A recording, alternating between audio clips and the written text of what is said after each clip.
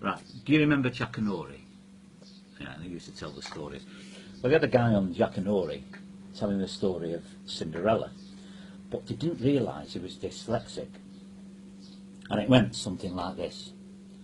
Once upon a time, there was a beautiful young girl called Rindisella, who lived in a large mansion with her two ugly sisters and sticky wet mother. Now, Rindisella worked very hard, throbbing screws, weaning clindos, and shiveling shut.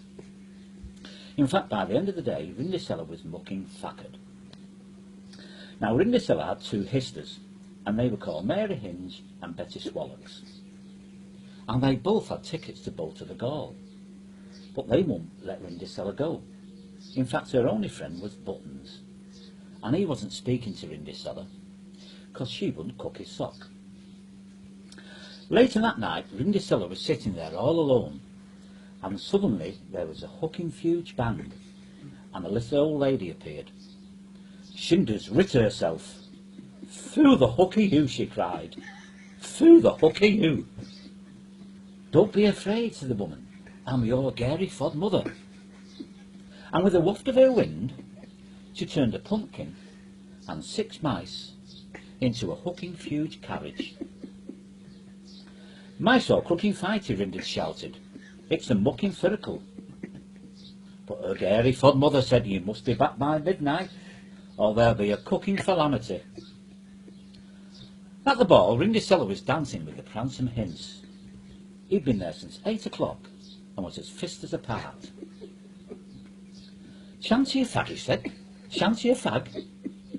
Suddenly the clock struck 12, and Rindisella pucking panicked and went running out of the ballroom, tripping bass over ollocks. "Bumcack! Bumcack!" cried the Pransome Hinds. "I didn't even get a Joe Blob."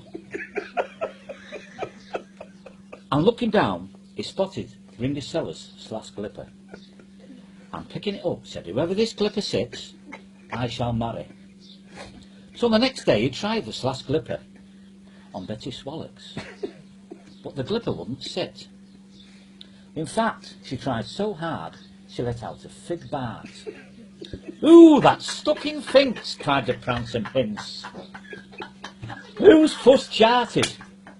Who's fuss charted?" "It's that fellis mucker over there," said Buttons. So we tried the slash glipper on Rindisella, and the glipper sitted, pucking perfectly, and taking hold of Rindisella's hand, took her upstairs and bagged her shames out. And later, Rindisella and the Pransome Hinds were both married, and Rindisella ended up with 8 children and a foal swanny. Every credit. How brilliant was that?